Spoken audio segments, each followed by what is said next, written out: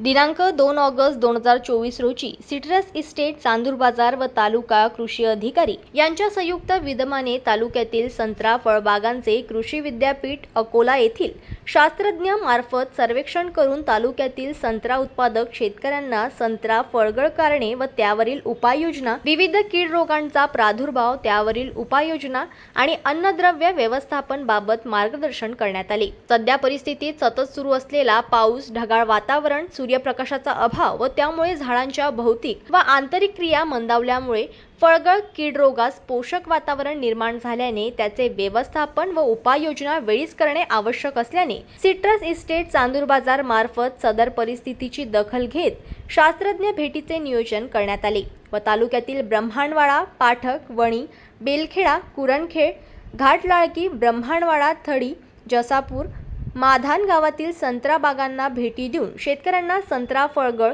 कीड रोग आणि अन्नद्रव्य व्यवस्थापन बाबत मार्गदर्शन करण्यात आले। यावेळी डॉक्टर राजेंद्र वानखेडे, सहयोगी प्राध्यापक, फलोत्पादन कृषी संशोधन केंद्र अचलपूर, डॉक्टर प्रशांत मगरे, सहाय्यक प्राध्यापक, वनस्पती रोगशास्त्र कृषी संशोधन केंद्र अचलपूर, श्री अजय गाठे, वरिष्ठ संशोधन सहाय्यक व मोठ्या प्रमाणात संत्रा उत्पादक शेतकरी उपस्थित होते।